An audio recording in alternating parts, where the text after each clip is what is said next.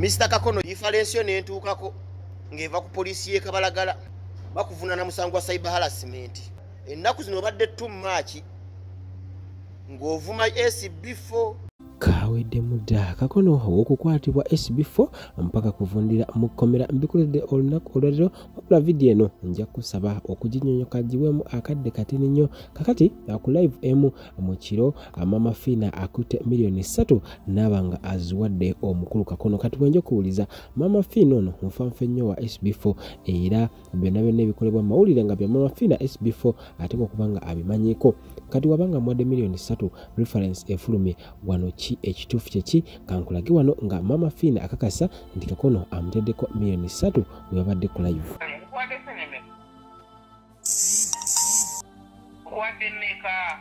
Mama mpadde $3 mama. Olira no kwade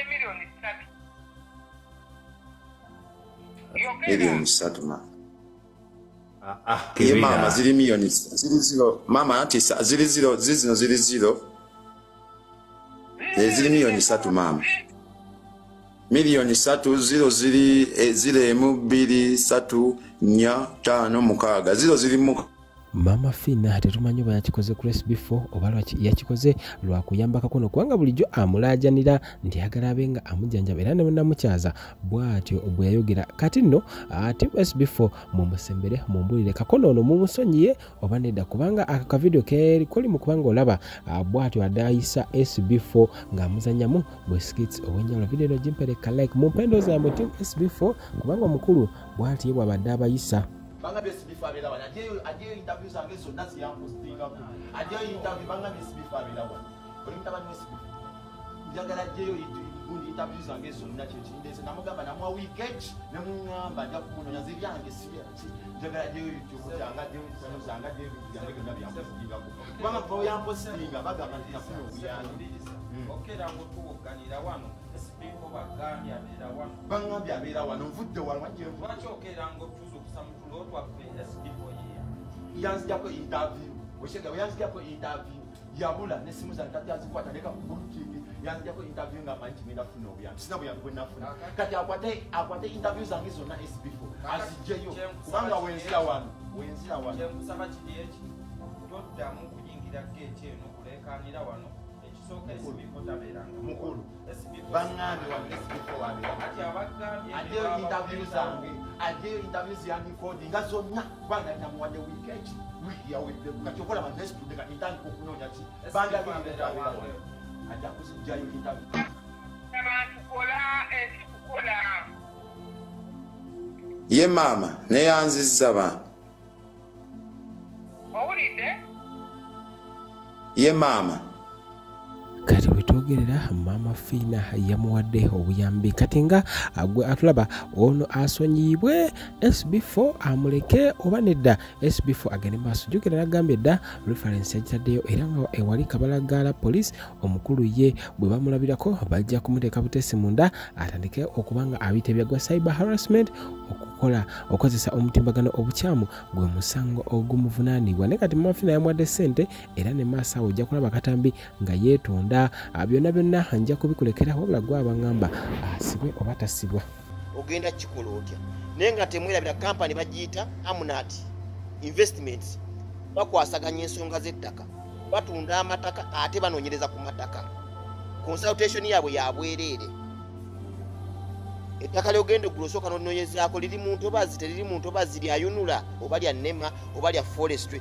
lya private lya personal Amunat Investments yebikolera bakola due diligence ku mataka bakola search bakola background check yene obugenzi obalabe nenga na mwenna nakuzo mwezi 18 tuli ku Ero Beach ente simanyi oba wakitegeddeko batonda kitegeerako reference ya leero umanyi nagamba no too much of anything is always good for nothing nokola content wa kabampane tete muduka ali okole ye mama ebi abantu abanoonya ssente anoonya ng'anoonya ne capital wa mitwalo 2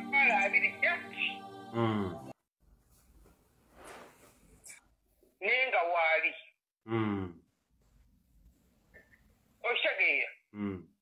Ye mama. Akola nga yeeyagala ng'ali bulungi. What about you?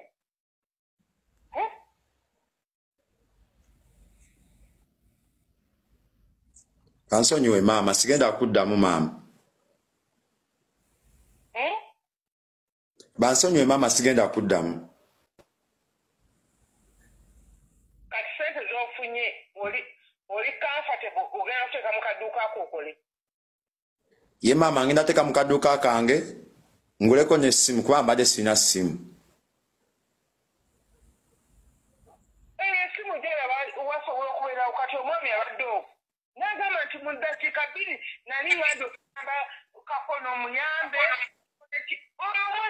Sina simu kubanga esimu inokwata video ennungi sinejjika mbadde sina na simu. Bakuwadde mukulu toziwasaamu omukazi. Obadde wano ng'onoonya sente za kwanjula mukazi. Nedda. Ndaziteeka mu kadduuka.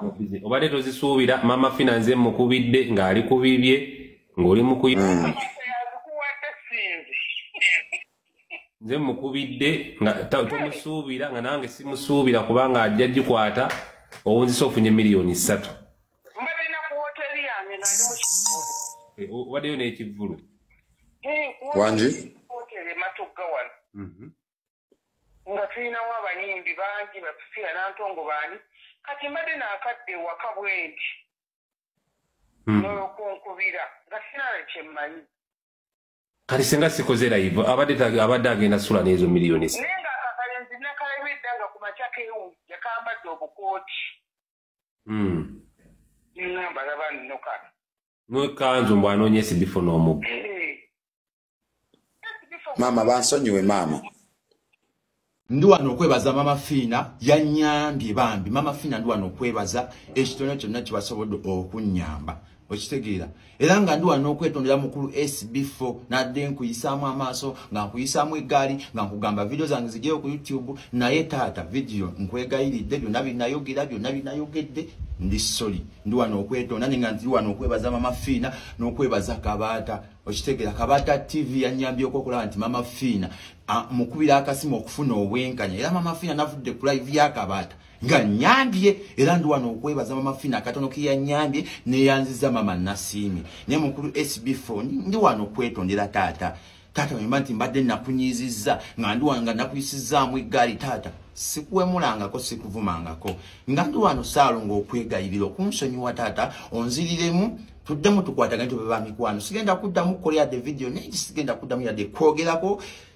Yes, ndi wano okwebaza obuyambi bwange bwe nafunye mama Fiina Mukama akuwoomu.